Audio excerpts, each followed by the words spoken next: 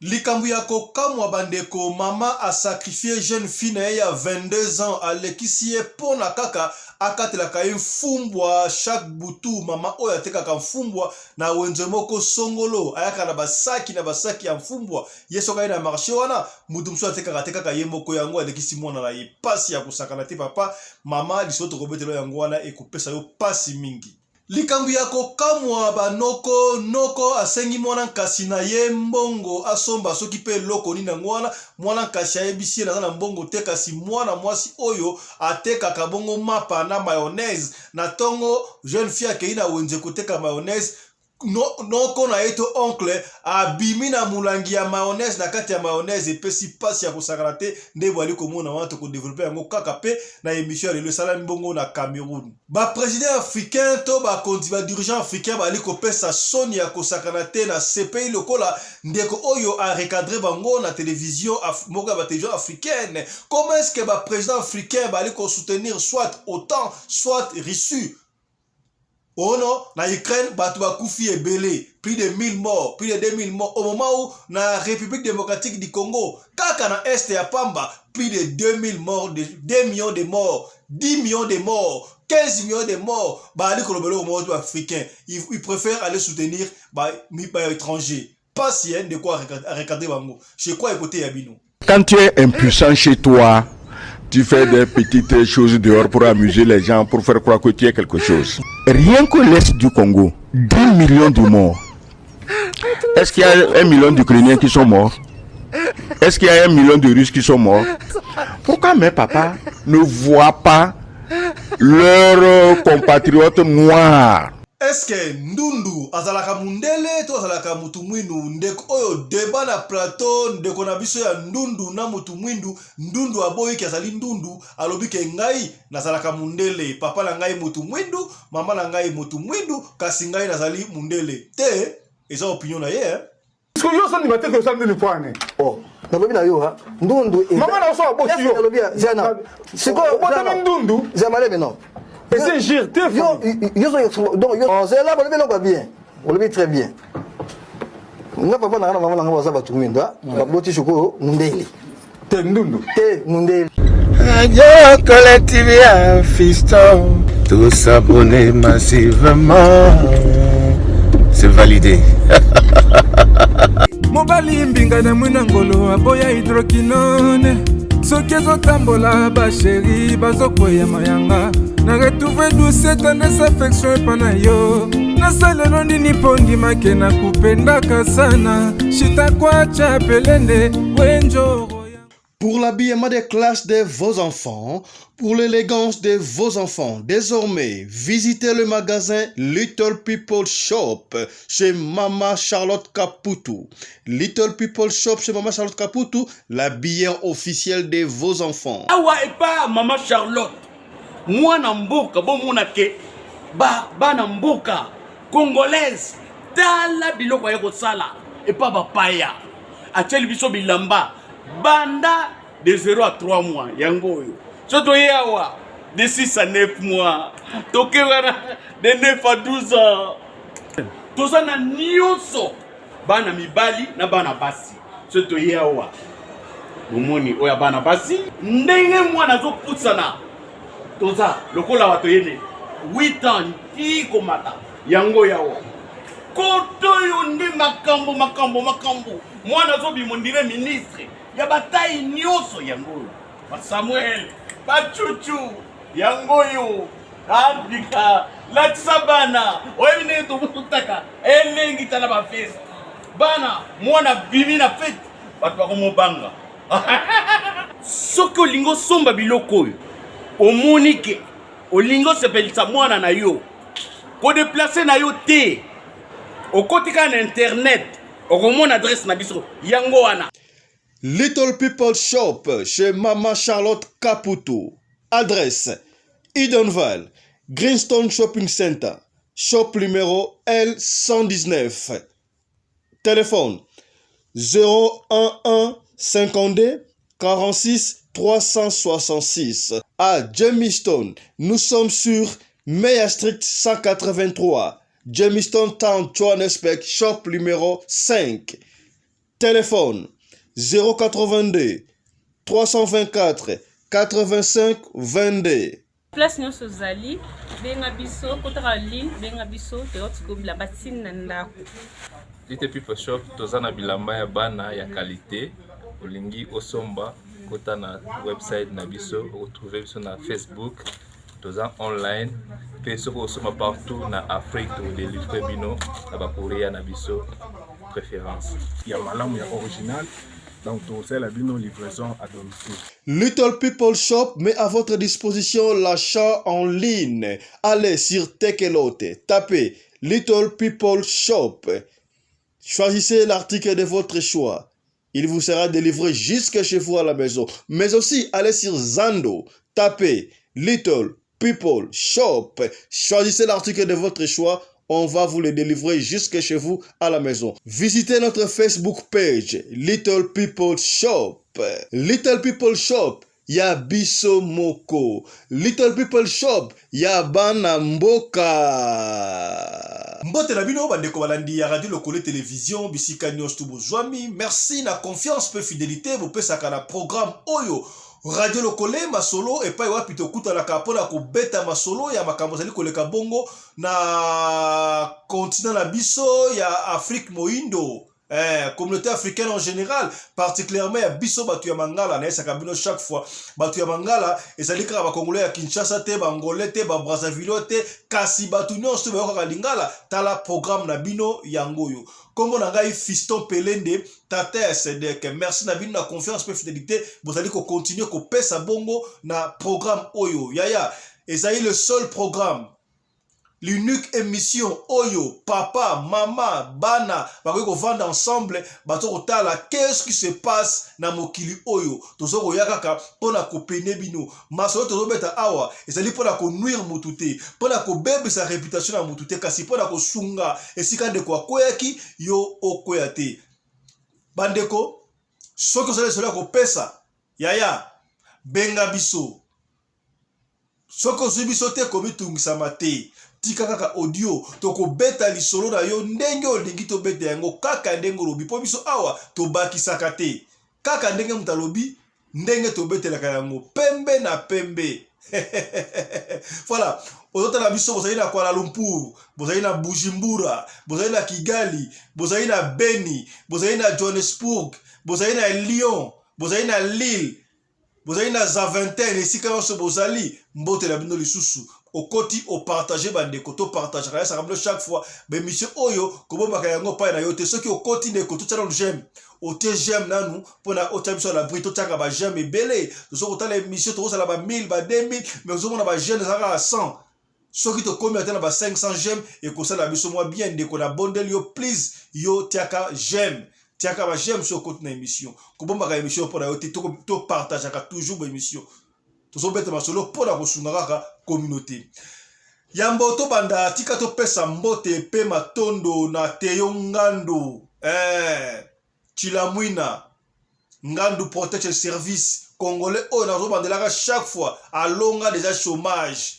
atika chômage na défaut congolais o ya pesaka plus de 65% ya ba congolais na mada city na Cape Town musala ozali partout dans le monde ndeko na na Cape Town na musala te benga biso to kocha contact na Teo Ngandu akupesa ndeko na musala te coordination na Mada City nyo surtout mbote na bino bana ya Mada City na bosalité commandant Guilain toujours présent l'aide du chef on est ensemble maman mi José mokondia ba mama donc bana tu ya Mada City to ke na rabon ko lia biloko ya Congo ya bio na restaurant mi José bokomi c'est que bien mbote na ODHL boza ebele très aigué bozali ebele na bosa de binote to okuta la calamité na Mada City na Durban mbote na bino bana tu ya Durban ou rançon de la forêt azo yakuna pona ko agrémenter bino to zala bino ensemble mais na pesi longoni ya bongo na trésor massa loboko ya Durban mboka na mboka ya ba continent ngo komi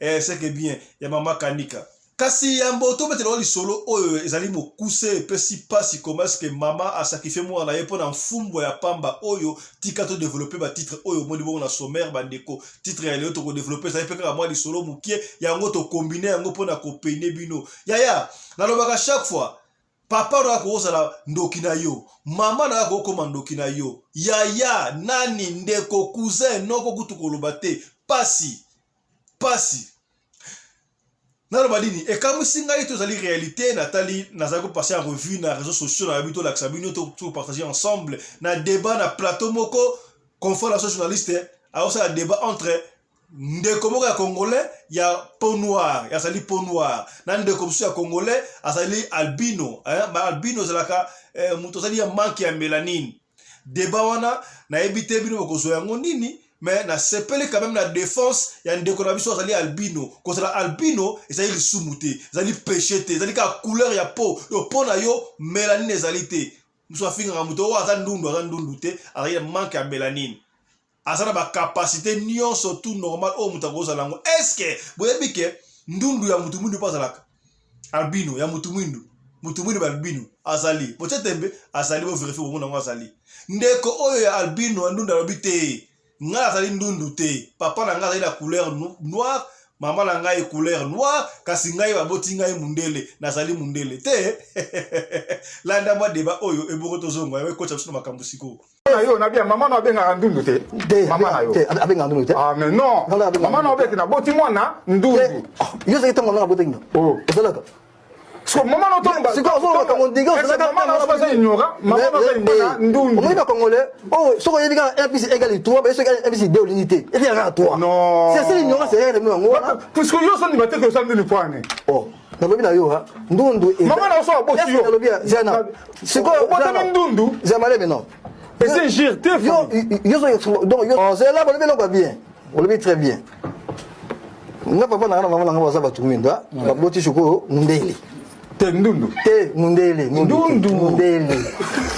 yo to bona yo ngale so ke no mundele parce que mundele ça signifie blanc c'est quoi même mundele ndundu mais pas ngo koloba na yo osana ignorance aboti mwana mundele osana ignorance non so ke tsalo na kuna pale mo kanga no mo ngula non so tsana ga bon c'est chibala mo kanga ko mo kabala so kabala za chibala yete c'est ça to ko kate o ko kate so ko mais franchement nous en donnons tira ndundu yo ni kete ngala kama wepi sana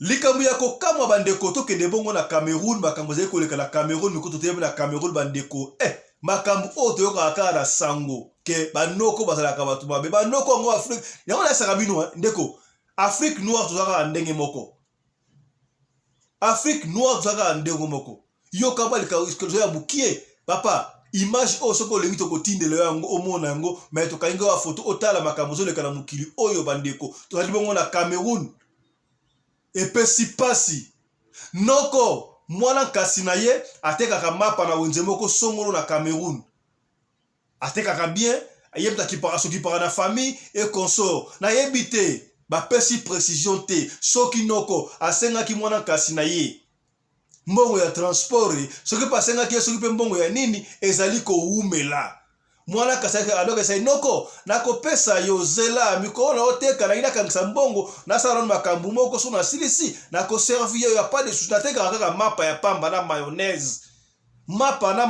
na ba chips na sala loboko moko mais oza noko na ngai nakopesa yo noko o aza sansa sa sabona kasi na ye metala makambi baloki des africains ou allons nous bandeko noko tellement asengi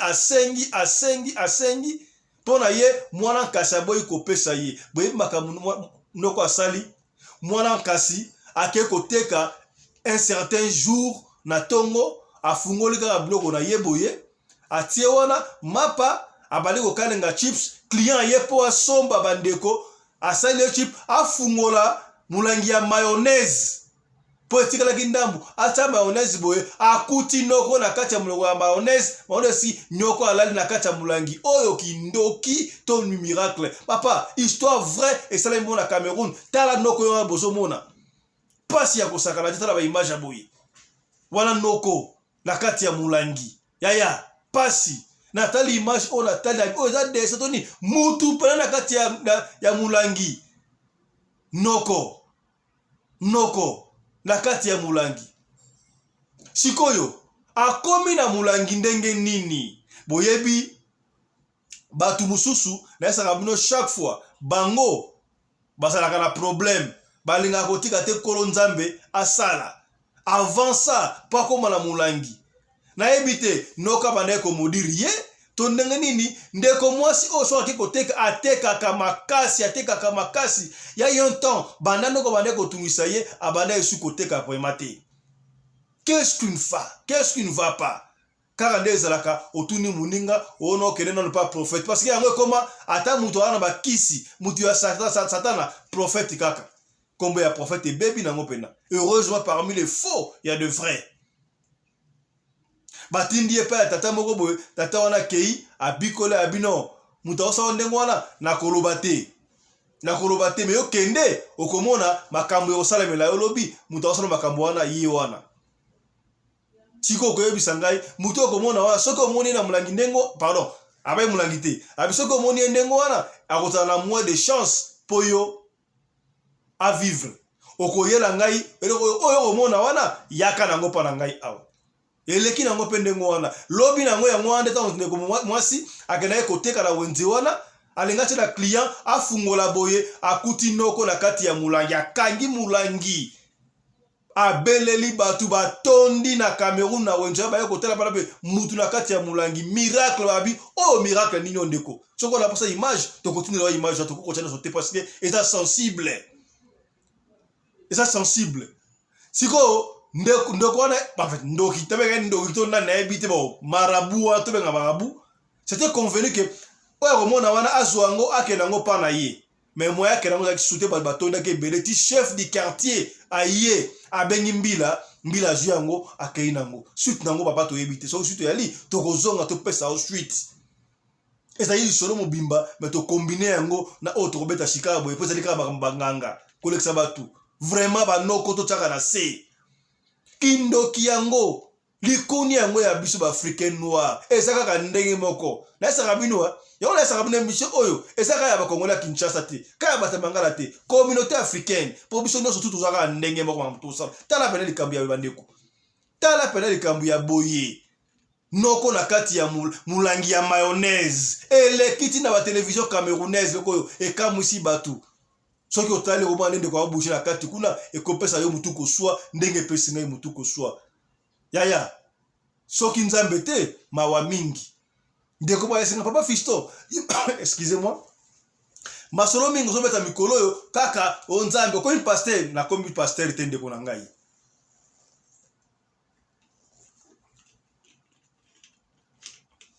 voilà na komi pasteur te saka ka ndenge ba pesa biso masolo to beta ka lisolo kaka nde ba pesi ezo coïncider ke masolo ngo ezo okende boye menga na saka bino chaque fois losambo efuta kaya losambo epola kate o eloko loso ali kosala ata osombela mbana shop osombela mbana magasin bloko ya kolia mama olambi bondela pona bloko wana osali kokende koteka bondela tikesiko za wana makilo ya sopama wana tozali na émission spéciale to kosala na koyebisa bino pona nini ba occidentaux bazoko bunisa Russie ndoka balobaki nzoka Yesu asalaka mutu mwindu oyebi yango a dévoilé ba secret nzoka Adam et Ève basalaka batu mwindu on va démontrer ça nazo lingana réunir mes éléments et bon tu as une émission spéciale biso na bino tala lisolo oyo mandeko tokeba na lobite ke soki ndoko asengi eloko opesa mbala moko so tote akoya komona mulangi te to boyi to bobo ya banoko te boza ensemble mais na ba chaque fois la confiance n'exclut pas le contrôle. Tout que les bongo na ba dirigeants africains bandeko zo pesa pasi to ko mona bongo guerre presque une année déjà to malo ke une année na quelques mois déjà guerre zo ko opposé entre Russie na Ukraine. To ebi ke Ukraine ezalaka Russie akala série URSS bazalaka ensemble ba panzanaka siko bazwaka ba indépendance. Mais si comme Makambi a Crimée, consort, je ne maîtrise pas très Makambouana, voilà, Rolandais, mais ça fait couler beaucoup d'encre. Tout le monde dit comment est-ce que va décider autant NATO, l'anglais, va au côté de la Ukraine. Babunisa bango tout Russie. Pour l'année babunisa Russie, na kubete na kabino yango un jour. Car c'est pas si biso passe la guerre en Europe, ba jijaka que guerre atamoko contre en Europe, mais guerre ezongi na Europe. Bango tout ba komi contre Russie. Tout le monde ba pays africain mususu, soit misusu ba soutenir Russie, soit misusu ba za côté ya OTAN, NATO. Ndeko na plateau télévision a ces pays singai. Akama abime. Je ne vous comprends pas, vous les Africains. Comment est-ce que, na RDC, vous savez qu'on l'a Ukraine a plus de 2000 morts. Mais ce que la RDC, seulement la RDC, na Est RDC seulement, un pays africain abino. Quand na Est RDC, déjà plus de 10 millions de morts, plus de 15 millions dans la guerre Rwanda. Mais, bah, les Colobelo Gomorote, bah, Occidentaux va faire des niais parce qu'ils sont complices. Mais bino africains, bah, dirigeants africains, les dirigeants africains, pour d'abord que ça secours, na RDC, Oyo, Rwanda, Moutawa, Ouganda, soutenu par les Occidentaux. Mais, bon, je préfère soutenir soit Russie, soit NATO. Pas si. J'ai apprécié. Ndek Oyo, Azapena africain solo, pan-africain solo. Nous devons encourager les appareils. Il n'a pas eu froid aux yeux, il a démontré ouvertement, il a parlé aux dirigeants africains. Suivez, et vous deux Quand tu es impuissant chez toi, tu fais des petites choses dehors pour amuser les gens, pour faire croire que tu es quelque chose. Mais rien que l'Est du Congo, 10 millions de morts. Est-ce qu'il y a 1 million d'Ukrainiens qui sont morts? Est-ce qu'il y a 1 million de Russes qui sont morts? Pourquoi mes papas, président africain là, bon, je suis plus âgé que certains. Donc quand je dis mes papas, c'est par respect. Donc, pourquoi mes papas ne voient pas leurs compatriotes noirs tomber par dizaines dans le Sahel, par centaines même dans le Sahel, tomber par centaines sinon par milliers à l'est du Congo, où on sait exactement qu'est-ce qui se passe. C'est vrai que le président, comment vous l'appelez, non, c'est pas Kagame, Tshisekedi, lui, il est à Kinshasa, il fait toujours les anniversaires, on voit des gens qui dansent, des gens sont en train de mourir à l'est, bon, ça ne semble pas trop les émouvoir. Si le président propriétaire du pays lui-même n'est pas ému, je ne sais pas pourquoi les autres présidents s'émouvraient de ce qui se passe dans l'est du Congo. Sinon, depuis le génocide rwandais, où on dit qu'il est mort au moins 1 million de Rwandais, Tutsi et Hutu modérés. C'est ce qu'on dit, c'est le langage officiel, hein. C'est pas mon langage, mais je vais utiliser le langage officiel. Hutu modérés et Tutsi. Depuis ce temps-là, les Rwandais sont rentrés au Congo et à ce jour, on déplore plus de 10 millions de morts. Personne n'en parle. Pourquoi? Mais parce qu'il y a des intérêts. Il y a tellement d'intérêts. Tout l'Occident veut se donner un peu d'oxygène avec les richesses du Congo. Surtout qu'actuellement, les richesses du Sahel deviennent de plus en plus problématiques. Tu vas voir que la pression va augmenter sur les Congolais. Des gens vont mourir davantage, mais personne n'en parle. Aucun média ne couvre ça.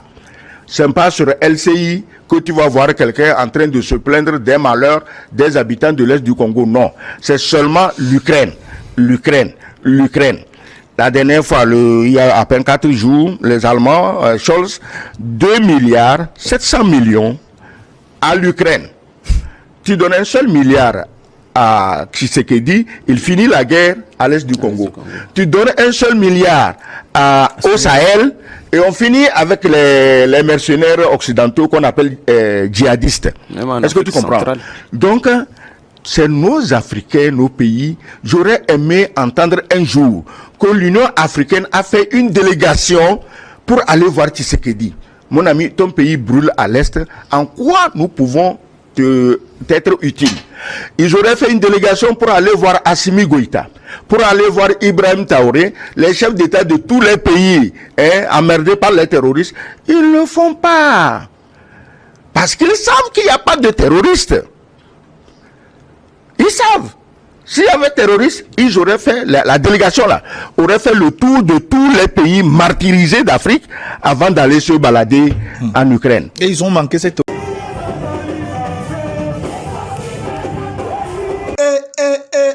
Oyo ezali événement kati na nkolo Pour terminer les mois de Joseph en beauté, l'église Jardin de l'apôtre Charlie Moubiala, le bulldozer, organise une grande célébration en Jésus-Christ. Yaya, oezali dose unique.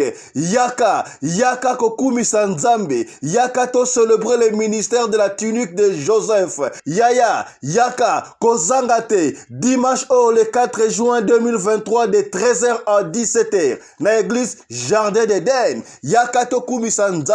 Yakato adore nzambe na rythme ya biso ba chrétien bobanga te pona ko agrimenter tokobina ekozala bongo putulu ekomata makala ekotikala pona dose unique oyo bayembi kati na nkolo bako démontrer puissance ya nzambe na kati ya loyembo na mabina. Mama Rosette akozala, frère Christian akozala, frère Ladoni akoyemba lokati na nkolo, frère Héritier akomatisa putulu na loyembo ya solo. Yaya kozanga te. Apôtre Charlie Moubiala lobi yo obina kawapi yaka tobine na nkolo pona kobine na nkolo awa biso pembe na pembe bandeko kobosana te na célébration oyo ilata bongo elamba ya pembe popa ya nzambe na biso pembe na pembe. Adresse numéro 3 Chrome Street, Judith Perle, Betrams, yaka na église Jardin d'Éden. Yaka tobina, to sambela, to mela, to lia, yako mela, yako lia, ekozanga te kati na nkolo.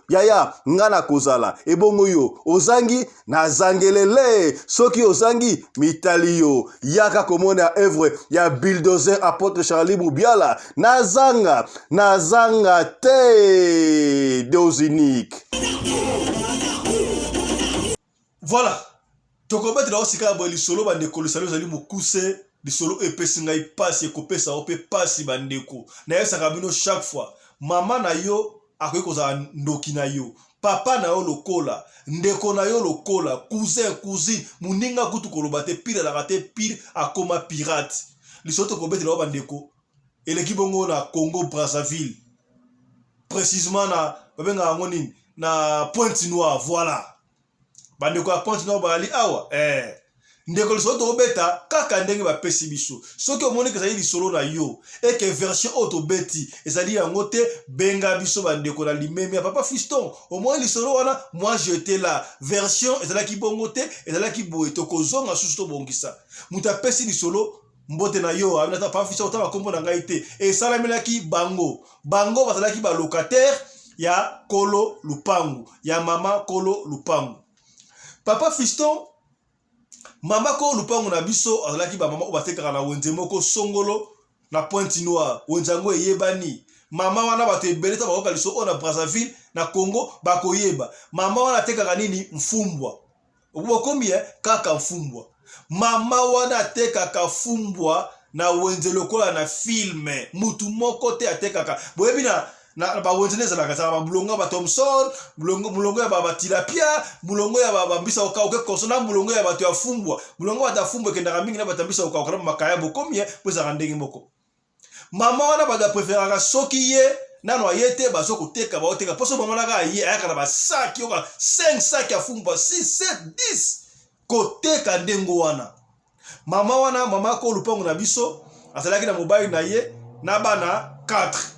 Na bana 4 wana azalaki na 3 garçons na fille moko basi bakola ki deja moko pe fia ngo baneko ya wana bana bazo ya mwana mama kingani ba ya consort sikoyo mama na biso pe atekaka na wenze yango mutapesi lisolo mais mama na bakatekaka na wenze mais baza pe locataire ya mama otobeti la lisolo bo comprendre c'est que bien pour na betaka malembe pour na yo o comprendre et nuire de côté mais et sunga yo comprendre pour openyame balasima oye basika ni au côté les mena. Papa Fiston mama so bandi koteka fumbwa okondimate atekaka bato bale ko mona normal que non ye ateka fumbwa kitoko po akoma kita niveau bino ko na ko somba fumbwa côté mususu ba somba makasa wana te bokoyaka bo sombi pa na ye aoteka en gros na en détail sac basaka fumbwa na ya batana rappel wedi bateka fumbwa ka ndenge bani ya un temps oyo mwana ya mwasi akufaki mwana ya 22 ans akufa mwana makinga akufa bakiri matanga pe mwana akufi mais kokufa mwana wana ba expliquer biso te soko zaki mystérieux to ndenge on ne sait pas mais papa Fisto to ka no mwana ya kufa to mona pe normal ekenda nango yoka sikolo so papa Fisto banda mwana wana akufa siko mobali ya mama wana ateka ka mfumbwa ango et en détail soki balali na butu mobali yoka ka makelele lokola na cuisine na salon muta okata fumbwa omona ka obine bakata afumbwa basebisa mbeli boy bande ko komi omona muta asembi simbeli azokata fumbwa butu mo bakata ka fumbwa omona mbala wala mukabwe akina salon atali akote ma salon boy azoyoka muta okata fumbwa mais azomona mutu te abi comme miracle qu'est-ce qui ne va pas tanga kozonga na tongo omona moni ba sac ya fumbwa atuni mo sna mais yo ba fumbwa ebele boye na lali na butu na lamuki na soko lokwa muto okata ka fumbwa na yebo na tala boye yo za ya kola lakini salon na ona mfumbwa fumbwa me muto azateza nini mwasi wa za ndoto na ozomona ezaki ndoto na lota abi pa mama chérie ndoto te na moni vision boye abi na yebita tuka papa Fisto eumela kindengo wana presque edo mbalebele mobala en avait marre moi c'est dans la commune ba kisi to qu'est-ce qui ne va pas mais comment est-ce que oui c'est vrai parce que akata rapé fumbwa ndako mais degré ba fumbwa comme ba 10 sacs ba 15 sacs à fumbwa akata ndengo wala c'est impossible à tout ni moi ça abine ça ba rêve auto penser que ça au penser ngala kata fumbwa ngamoko me mabona ibo ngala yoka ngote ndika yomoko papa wana ke mutare na musala akutana ba collègue na ye abeti ba pire ala te moi 5% na likambo ndeko au partager na bato oui te il faut partager na bato poso likambo sio bombi e bomba be na maladi pe belé ko bomba makamuti moko lobaka lobaka ezala ko na bato mususu ozala kanda na ngai okangeli nga kanda olungo lobate okangeli mutu kanda olungo lobate akoba nene ko kanda etaliete soko na kanda ya mutu lobela ye bakira na kanda na yo oka yo non c'est pas na oto salibo il faut que lobaka bandiko oui c'est vrai que ba vérité musu ba lobaka te o éviter mutu mais ce que comme un excès il faut que loba mutu fa ba ko c'est pas na été pour ba position te eza avis na ngai papa wana ayebisi collègue na de service en tout cas pas na ngai nazo comprendre te ndeko soki na lali na butu nazo komonaka nazo mona te na yoka lokola mutu okata fumbwa na salon na okena salon boy na moni mutu te mais na mona mufumo lokola mutu okata fumbwa na kotala pena boy rien mais na tongo okomona ba sac ya fumbwa ebele moi stanga okena tuni moi stanga zo nimate c'est vrai kaka neza la kaso tuni muninga ngota ngotu na epamba te otu na epa pe solution mingi pe solution utaka pa muninga ngo na ebi papa moko boye azalaka quelque part na potopoto soki na potopoto so pe na bapanga besinga wana kuna toka itala ye bamemana tobenga ye nani nganga te nganga to marabu na ebi te bakeki pa papa wana baninga mosusu bakimaka pa nzambe mosusu bapefaka na bango bakima epai ba marabu epai ba mambikudi bakei kuna a expliquer marabu wana talanga sona lali na yoka boye marabu wana tali asali bichebe ayebisi mais yo tu copain de moi na moko ya moi si ça fait 7 mois boye non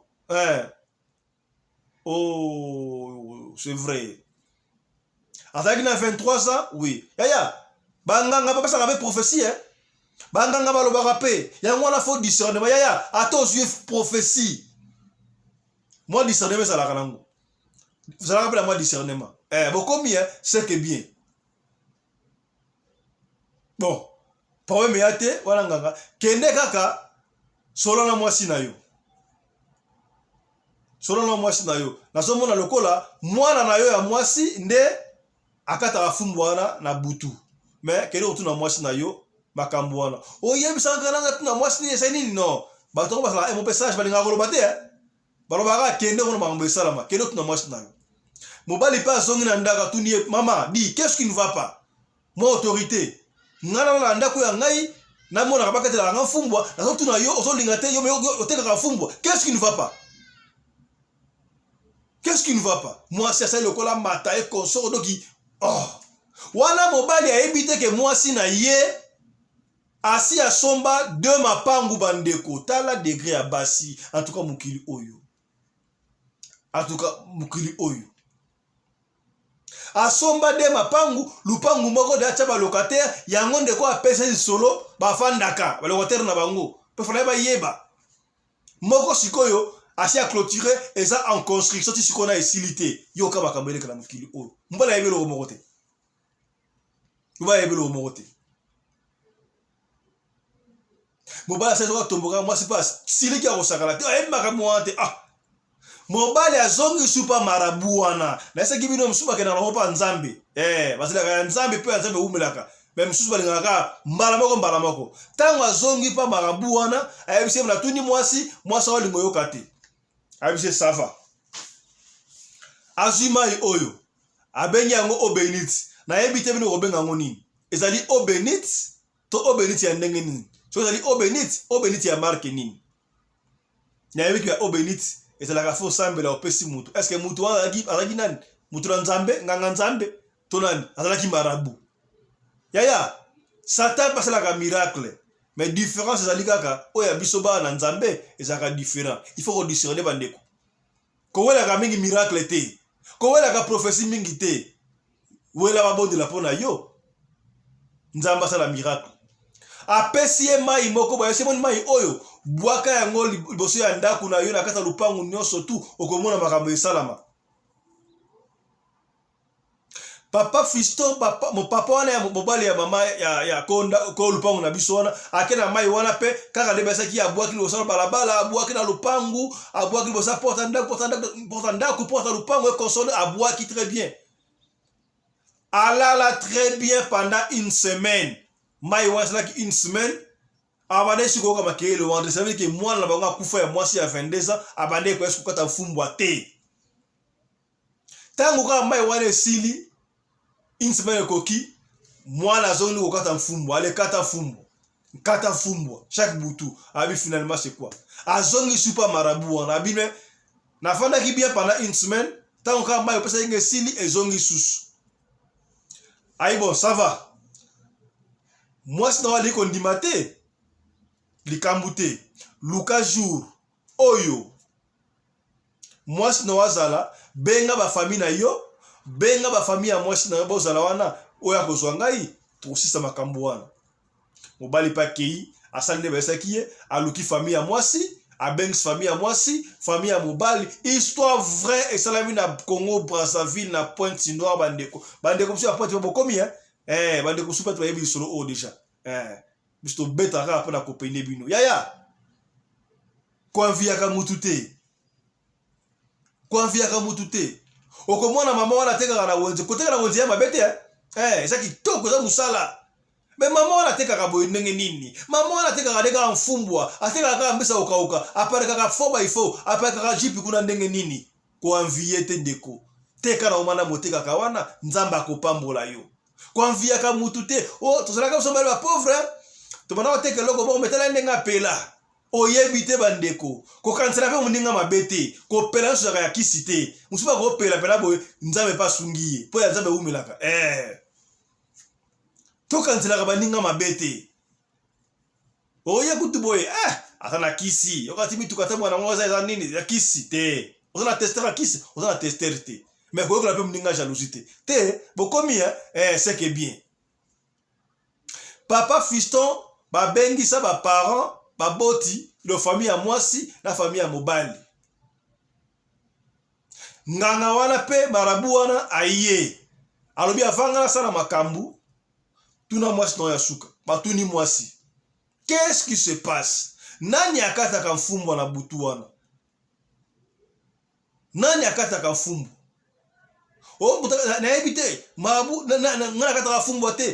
Pardon. Ngamo mnakata kafumbwa wana oyo mona kawana yebite za bandoto na ota bandoto na windoto tenga na mona kana yo na santa kana yo kaka ote na makambo ate oyebi makambo wana te oyebite marabusi batuni ya suka mama loba na bandeko na vérité bobongisa na ndenge ya famille avant mabe eya oza sûr que oyebite makambo elekaka na butu na ndako na yo mobali abaye ko se plaindre ke mutu akataka fumbwa et consort et boye oyebite ona yebite mobali na atu na ote atu ayebisa ote ndenge na loba na pesa kombe ya mwana bino ya mwasi o perda mwana wana na 22 ans ya mwasi oyeb makambo wana ona yebelo ko mokote bamba lokuta moi ça lokola silika d'ailleurs pendant une semaine wana bande ko bolanda ngai tangu mwana bala sokota mfumbwa te moi bese kotaki mama wana okenda ba 15 sacs ya mfumbwa akobe do quantité osaki nango stock wana esilaki mwandambu ekome ko dimnero demande ekoma ke bele mama na ekoteka sou moi bien te bitumba na papa tokoboyana soki bongana tokoyoka na kate libalo ekufa libalo ekufa po mwana so sokata mfumbwa te tala makambo bref vous comprendre tozongi siko awa ça va mama ndenge on ne boye ko ndima ikamute nganga wana sope marabu azi papa fiston azi kaka nguba ya pamba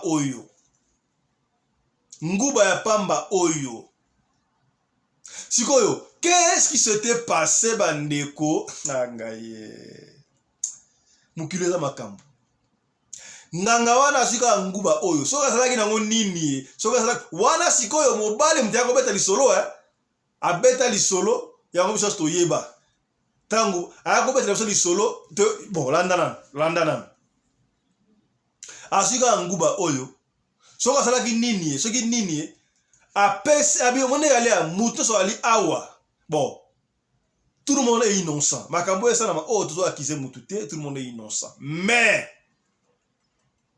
soki mutu ayebi likambo nguba oya kolia akobanda kosala ba diare akokende toilette ata plus de 10 fois ti ya kondima kokende toilette wana soki ozondima te boyebi soki mutu akosala diare akomaka pal suka nango mutu akuya kaoka awa bokomona avant la pesa bino nguba soki mutu ayebi likambo aloba nie talaka famille mwasi pe ali wana bakondima ndenge nini mwana bonga mwasi pe donc mweza accomplir na famille asunga pe bango fumba ndenge ado bakome kosala kola baba na ko finga lokola mobali yo ko banganga nini boye mwana ku mutu bakufa te biso fana biso to sambelaka mama nganga zala te bo po mezati zela de la rie bo ça va to passer en action nanga yemba kazungu balie apesi mobali nguba bakbala kiyo tout le mutala kiwana aliye nguba baba fisto aliye nguba bale nguba bazoko liya nguba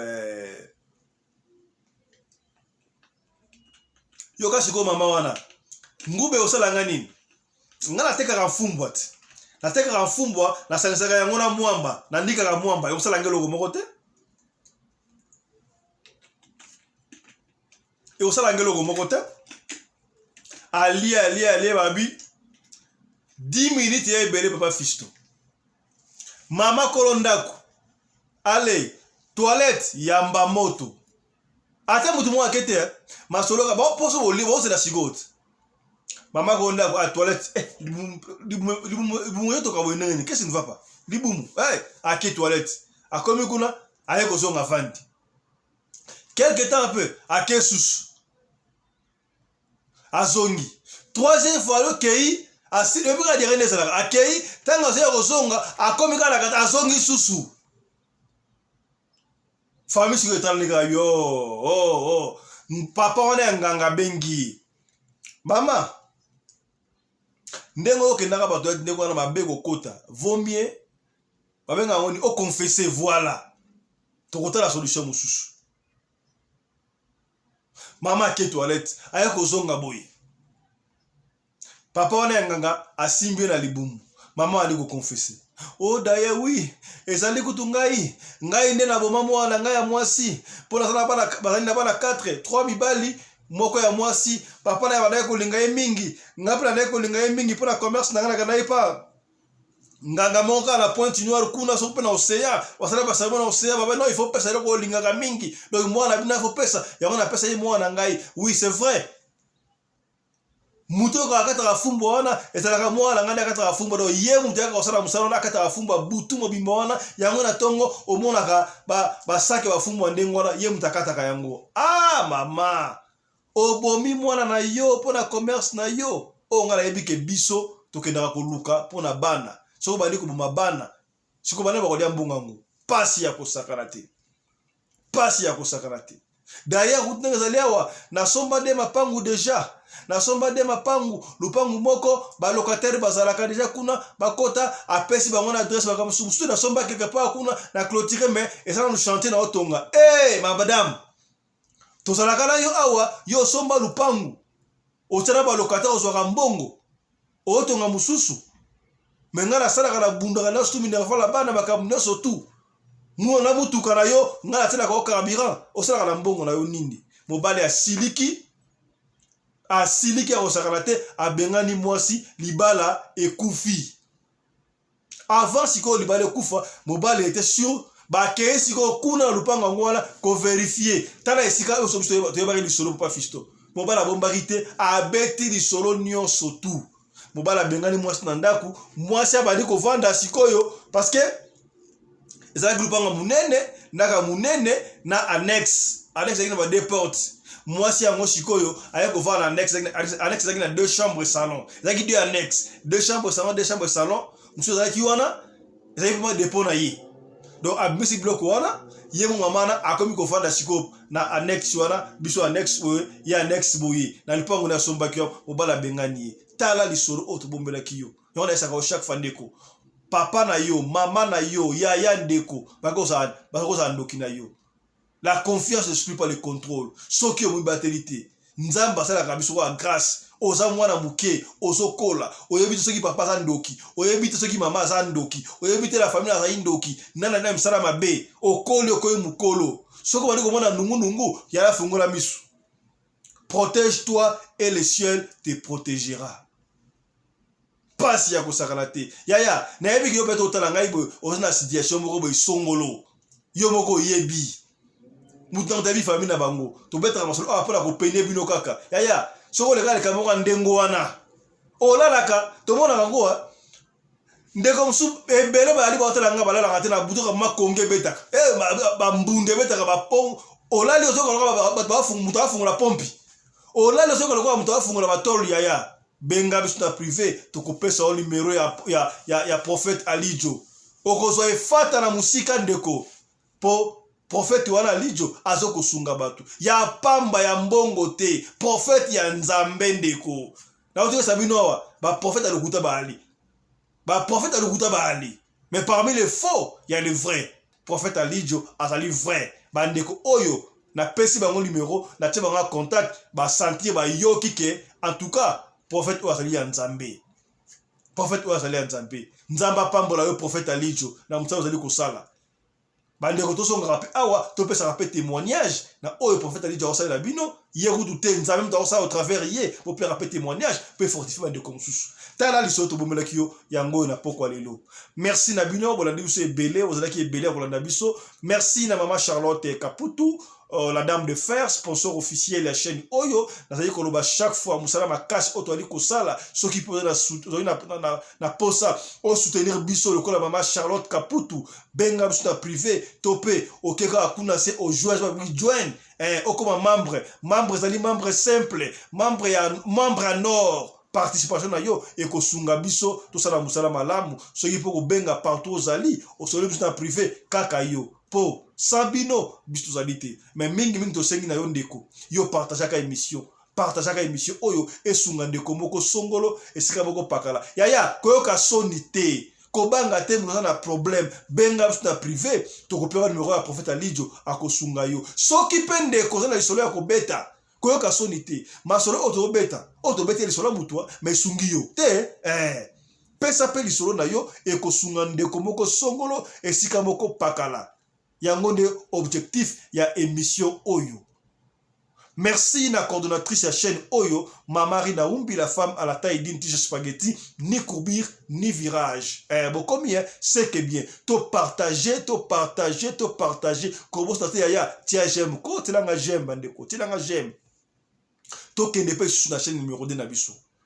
okoti na YouTube obeti radio lokole TVD soko beti bongo et comme ça yo radio lokole masolo yango wana o s'abonner pe kuna to s'abonner kuna parce que plaisir soko bo s'abonner kuna et comme ça la biso esengo kuna to beta masolo comment est-ce que maman akoki ko la maman na ndaku comment est-ce que maman okoki ko sepelisa papa yo papa oyebite ba sepelisa maman ndenge nini mama oyebite ba sepelisa papa ndenge to ko betela kuna ba betela masolo kuna na studio ba bo pikile ki ba okundu ba nzoto kena radio lokole TVD soko beti radio lokole TVD et comme ça radio lokole masolo okokota kuna to kokutela kuna to ko betela prochainement li solo mo ya pasi so to ko beta e uti kisangani bokomi to ko beta kisangani mama 30 ans de ménopause abota kate nani alokai to ko betela bino ngo prochainement ya ma solo ezali ya marque na marque awakai soko best opesi so na yo nan to beti te komi tumsa to ko beta yango to ke nango malembe po awa tondolo ezalaka te awa solo na solo te c'est que bien portez-vous bien santé de faire à tous chap chap et tchara. Dans le cadre de soutenir la vision des chefs de l'État dans les domaines de l'éducation, Maman Charlotte Caputo, la femme de fer, facilite à vos enfants de venir étudier en Afrique du Sud dans l'école de l'aviation, apprendre à piloter l'avion commercial ou militaire, apprendre à piloter l'avion de chasse, apprendre à piloter l'hélicoptère commercial ou de chasse, mais aussi apprendre à réparer les avions commerciaux ou militaires, des hélicoptères militaires ou de chasse en Afrique du Sud.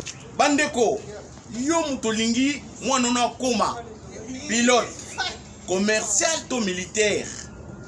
Avantage yango yo. Obengi na numéro oyo ya Maman Charlotte. Ako guide bino. Ndenge nini mwana na yo ako sa la classe ya pilotage. Alors, avantage nyonso hébergement minerval. Olingi mwana na yo ayeba ko bongisa ba moteur ba avion. Benga Maman Charlotte na Afrique du Sud. Madame Charlotte Caputo et ses collaborateurs mettent un hangar plein d'avions à la disposition de vos enfants qui viendront apprendre ici en Afrique du Sud. Voler à l'espace sud-africain, devenir un grand pilote commercial ou militaire. Contactez Madame Charlotte Caputo. Devenir pilote d'un avion commercial ou de chasse n'exige pas un diplôme d'État. Un certificat d'études primaires suffit pour apprendre à piloter l'avion commercial ou militaire. Les appartements confort pour accueillir vos enfants lors de leur séjour ici en Afrique du Sud. Piscine, salle de bain, salle à manger, cuisine, lavabo, tout pour accueillir vos enfants. I stayed here from 1 year ago. People coming from Congo, you're very welcome to come here in South Africa. It's a Mama Charlotte space, very beautiful accommodation. They take very good care of us. Bino batu boyebi anglais te, alobi boye. Grâce à Maman Charlotte, lelo yo ba Tanzanien bazo yekola avion, baza mi balé, mwasi na mobali. Et bon bino na Congo. Ozo zela nini? Pour tout contact, appelez-nous au plus 27 82 32 45 522 ou encore contactez Radio Lokole Télévision au plus 27 61 88 58 455. Papa, maman, mwana noya koyekola kopusa avion militaire pe commercial, hélicoptère militaire pe commercial, kaka na certificat d'études primaires. Et bongo yozanga, hâtez-vous car les places sont limitées. Maman Charlotte Caputo, la femme de fer, Tokumi Sayo Ndenge Nini. Merci pour l'opportunité, maman.